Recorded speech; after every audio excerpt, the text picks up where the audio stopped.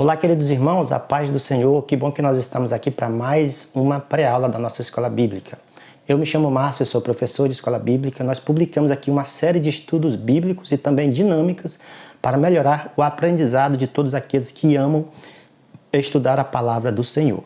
Nesta oportunidade, nós publicaremos aqui a lição número 5 da classe de adultos, que vai tratar do tema O Casamento é para Sempre. Que lição abençoada e importante tema que nós estaremos apresentando aqui. Nesta lição nós temos 3 pontos e nós apresentaremos também para os irmãos 3 dinâmicas para o melhor aprendizado dos nossos queridos alunos e todos aqueles que estudam conosco a palavra do Senhor. Mas antes disso, eu quero convidar a você que ainda não é inscrito, se inscreva, curta no quadradinho vermelho que tem aqui embaixo, também deixe seus comentários, compartilhe também, porque você fazendo isto, o YouTube vai entender que o conteúdo é importante e mostrará para muito mais pessoas, e muito mais pessoas estarão sendo abençoadas com o estudo da palavra do Senhor. O texto áureo dessa lição está em Mateus 19, verso 6, que vai dizer: assim não são mais 2, mas uma só carne. Portanto, o que Deus ajuntou não separa o homem. Jesus falando que agora Deus enxerga o homem e uma mulher como uma só carne mediante a instituição do casamento. Para os irmãos terem uma ideia e uma noção do quanto é importante esta instituição diante do Senhor, porque agora são apenas uma só carne. E o casamento foi instituído por Deus lá no Jardim do Éden. Os irmãos devem saber disso, já sabem disso, logicamente, porque o casamento ele é benéfico para ambos as partes. O ponto número 1 dessa lição vai tratar sobre a condenação do adultério. O que é adultério? Adultério é a relação sexual de um homem casado ou uma mulher casada fora do casamento, com outra pessoa que não seja seu parceiro, seu cônjuge, seu companheiro, a qual ele se casou. E já neste primeiro ponto eu quero aqui apresentar para os irmãos a primeira dinâmica, que vai tratar sobre o desvio, de uma coisa ou um objeto ou uma pessoa que foi criada para fazer uma determinada coisa. Como, por exemplo, os irmãos vão levar para a sala de aula um garfo, certo? E aí os irmãos vão pedir, para um aluno voluntário pegar o garfo e tentar, por exemplo, cortar um papel, ou cortar um lápis, ou ele tentar cortar um pedaço de madeira, certo? O aluno vai tentar cortar e aí ele não vai conseguir cortar, porque o garfo não foi projetado para isso, ele não foi feito para isso. E mediante a tentativa, o que pode acontecer com o garfo? O garfo pode amassar, pode criar arranhões, ele pode então até quebrar, dependendo dele, se ele for forte ou se ele for frágil, ele pode até quebrar por causa da força da pessoa tentando cortar alguma coisa. O aluno vai tentar fazer isso. Quando o aluno, com certeza, ele vai tentar por obediência ao professor, e aí o aluno vai dizer, não, isso aqui não tem como, pode até cortar, mas vai sentir dificuldade e, consequentemente, o garfo vai criar algum tipo de defeito, Pode ser que ele crie algum tipo de defeito, uma massa ou quebre, alguma coisa assim, certo?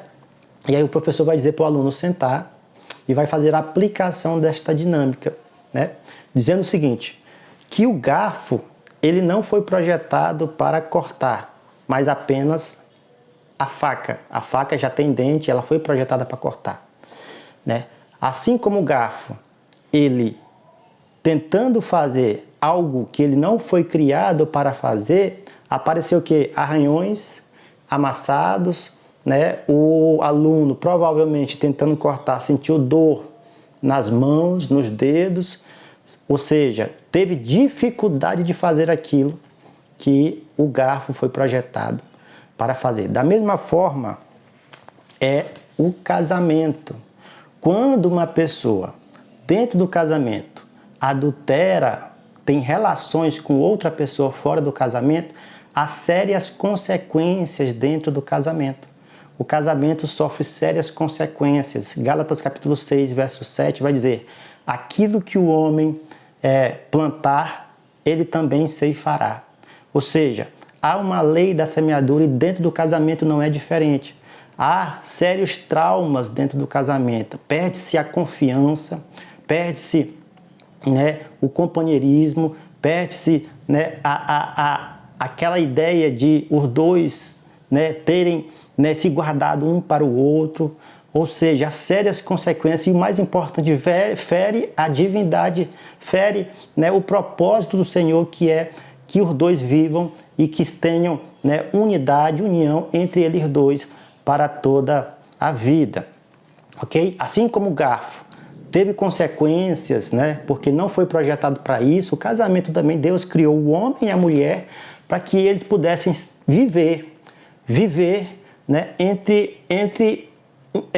em companheirismo, viver com fidelidade, viver com confiança, viver acreditando que, né, os dois são uma só carne, assim como ele disse, né, viver, né, tendo este objetivo de um ajudar o outro e um amar ao outro para todo sempre. O autor da nossa lição vai dizer aqui nesse primeiro ponto o seguinte: biblicamente, o adultério é definido como uma relação sexual que um homem casado tem com uma mulher que não é a sua esposa ou vice-versa. Este é o adultério. O homem casado tem relação com outra pessoa, ou a mulher casada tem relação com outra pessoa que não seja a sua esposa. Tá bom? O ponto número 2 da nossa lição vai tratar aqui de um assunto bem interessante, que é o que rege o coração, regerá também o corpo. E neste ponto 2 eu já quero aqui apresentar a segunda dinâmica, que é a dinâmica da semente. Que dinâmica é essa? Os irmãos vão levar, o professor vai levar para a sala de aula uma semente. Eu vou tirar aqui a semente aqui para os irmãos verem. Uma sementinha, ó, tá vendo aqui? Vou botar aqui bem pertinho. Uma semente, tá? E aí o professor vai perguntar para os alunos quem conhece a semente, né? Essa semente aqui é de quê? De que é essa semente? Alguns alunos vão acertar e outros vão errar, né? E aí o professor vai dizer: essa semente, ela dá um grande fruto. A semente é pequena, é insignificante, mas ela vai dar um grande fruto, né? Essa semente ninguém come, mas o fruto que essa semente vai dar, né, as pessoas vão comer e vão se alimentar. O professor vai perguntar mais uma vez para os alunos se eles sabem, né, de que essa semente. Alguns vão acertar e outros vão errar, certo? Depois que o professor, né, fazer essa rápida dinâmica com os alunos, né, para os alunos pensarem, saber, para tentar descobrir de que é essa semente, o professor vai mostrar de que é a semente. Essa semente aqui, por exemplo, ela é desse melão. Semente é desse melão. Olha só, melão, né, o tanto que é gostoso o melão. Quem já comeu melão sabe, né? O melão, ele alimenta o nosso corpo extrai os nutrientes necessários, né, as vitaminas necessárias do limão, e o nosso corpo se mantém firme, né? Ou seja, a origem da semente fez com que a sementezinha fez com que o fruto que o fruto nascesse e esse fruto então alimentasse outra pessoa. A aplicação dessa dinâmica é a seguinte: sobre a aplicação, os irmãos vão ler, o professor vai ler aqui no segundo subtópico, né, conforme o nosso autor, dizendo o seguinte: a cobiça é algo que começa no coração. É como uma pequena semente plantada que vai gerar o fruto do pecado. Cada um é engodado por sua própria cobiça, a qual dará a luz ao pecado, que sendo consumado leva à morte, conforme Tiago, capítulo 1, verso 14. Da mesma forma que esta semente, né, a aplicação aqui para os irmãos aplicar na sua sala de aula, essa semente, ela tem poder para gerar um fruto. Da mesma forma, é a semente do pecado em nossos corações. O pecado nasce primeiramente como uma semente dentro do nosso coração, dos nossos pensamentos, do nosso interior. E se esta semente for regada, for alimentada, se essa semente ela for nutrida através dos nossos corações, ela se tornará um fruto. E o fruto aqui representa, meus queridos irmãos, o pecado. O pecado que é consumado, o pecado que sai do coração e então se torna em prática, se torna em prática. Por isso que aqui é o segundo ponto, vai dizer, o que rege o coração, regerá o corpo. Qual é o intuito, o que está regendo o seu coração, o meu coração e o seu coração nesta noite? E lembre-se, meus queridos irmãos, que é como uma semente. Aquilo que vai fazer nós praticar algo de bom e de ruim é aquilo que está no nosso coração. A semente é plantada, o nosso coração, ela recebe os sentimentos, o nosso interior recebe os nossos sentimentos. E se nós alimentarmos sentimentos ruins, ele brotará e dará fruto. E este fruto será visto, será o ato consumado mediante a nossa vida. Então nós devemos ter cuidado com isso. Segunda dinâmica, tratando sobre a semente. Gostou dessa primeira dinâmica ou da segunda dinâmica? Qual das duas você gostou mais? Tá bom? Você vai aplicar aí na sua sala de aula. Se você for, comente aqui embaixo, tá bom? Deixe seus comentários, Ajude-nos a alcançar mais vidas, Porque com essas dinâmicas eu tenho certeza que os alunos estarão aprendendo de maneira mais clara aquilo que será estudado na nossa lição. Tá bom? Ponto número 3 vai tratar sobre a indissolubilidade do casamento. A indissolubilidade do casamento. O casamento, nós sabemos, meus queridos irmãos, professores, que para Deus ele é indissolúvel, mas às vezes, e principalmente nos dias atuais, acontece muito divórcio. Muitas pessoas se separam por motivos fúteis, motivos que às vezes nós, quando vamos conversar com alguém que se separou, às vezes a pessoa nem se lembra o porquê se separou, mas se separaram. E para Deus, meus irmãos, para Deus, ele quer que nós sempre corramos e lutamos pelo nosso casamento. Para Deus, ele quer que o casamento dure para toda a vida, até que a morte o separe. Por quê? Porque ele é um ato sagrado.